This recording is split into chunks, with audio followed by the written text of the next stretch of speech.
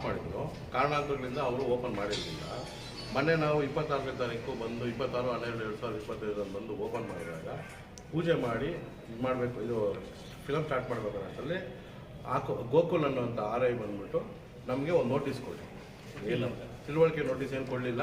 ನಾವು ನೋಟಿಸ್ ಕೊಡ್ತೀವಿ, ತಾವು ದಯವಿಟ್ಟು ನಿಲ್ಲಿಸಬೇಕು ಅಂತ ಹೇಳೋದು. ನಾವು ಕಾನೂನು ಗೌರವ ಕೊಟ್ಟು ನಾವು ಅವತ್ತು ವಾಪಸ್ ಬಂದ್ವಿ. ನೋಟಿಸ್ನ ಸಾಯಂಕಾಲ 7 ಗಂಟೆಗೆ ತೊಗೊಂಡ್ಬಂದು ಕಾಂಪೌಂಡ್ ಅನ್ಸ್ಬಿಟ್ಟು ಹೋಗಿದ್ದಾರೆ. ನಮಗೆ ಇನ್ಫಾರ್ಮೇಷನ್ ಇಲ್ಲ. ಮತ್ತೆ ಯಾರೋ ನೋಡ್ಕೊಂಡು ತೆಗೆದ್ಮೇಲೆ ನಾವು ಹೋಗಿ ಈ ದಿನ ತಾಲೂಕು ಆಫೀಸಲ್ಲಿ ಅವ್ರಿಗೆ ರಿಪ್ಲೈನ ಕೊಟ್ಬಿಟ್ಟು ಬಂದಿದ್ದೀವಿ.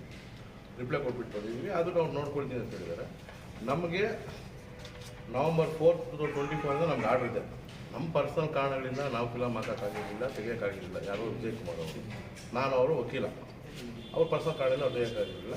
ಮೊನ್ನೆ ಬಂದಾಗ ಅವ್ರ ರೀತಿ ನೋಟಿಸ್ ಕೊಟ್ಟು ಮತ್ತೆ ಇವಾಗ ಹೋಗಿ ಎಲ್ಲ ರಿಪ್ಲೈ ಕೊಟ್ಬಿಟ್ಟು ಮತ್ತೆ ಬಂದು ಇದನ್ನು ಪುನರಾರಂಭಿಸೋಕ್ಕೆ ಮಾಡ್ತಾರೆ. ಪುನರಾರಂಭಕ್ಕಲ್ಲ, ಮೊದಲಿಂದ ಆರ್ಡರ್ ಇದೆ. 4 November 2024 ಆರ್ಡರ್ ಇದೆ. ನಮ್ಮ ಪರ್ಸನಲ್ ರೀಸನ್ಸಿಂದ ಇವ್ರು ಓಪನ್ ಮಾಡಿರಲಿಲ್ಲ ಅಷ್ಟೇ. ಅಂದರೆ ಇವಾಗ ಅದೇ ಆರ್ಡರ್ ಇದೆಯಲ್ವಾ, ಅದರಲ್ಲೇ ನಾವು ಓಪನ್ ಮಾಡ್ತೀವಿ.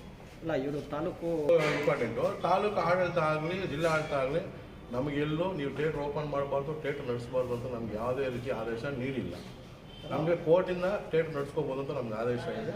ಅದಕ್ಕೆ ನಾವು ಭದ್ರವಾಗಿ ಕೋರ್ಟ್ನ ಆದೇಶದಂತೆ ನಾವು ನಡೆಸ್ಕೊಂಡು ಮೊನ್ನೆ ತಾಲೂಕು ಬರೀ ತಿಳುವಳಿಕೆ ನೋಟಿಸ್ ಕೊಟ್ಟಿದ್ವಿ ಸರ್. ಏನೋ ಶೌಚಾಲಯ ಸರಿ ಇಲ್ಲ, ಇವಾಗ 1 ವರ್ಷದ ನಿಲ್ಲಿಸಿದ್ವಲ್ಲ, ನಾವು ಓಪನ್ ಮಾಡಿದ್ದೆ ಅವತ್ತೇ ನೀವೇನು ಕ್ಲೀನ್ ಮಾಡಿಲ್ಲ ಅಂದ್ರೆ ನಾವೇನು ಹೇಳೋಕ್ಕಾಗತ್ತೆ.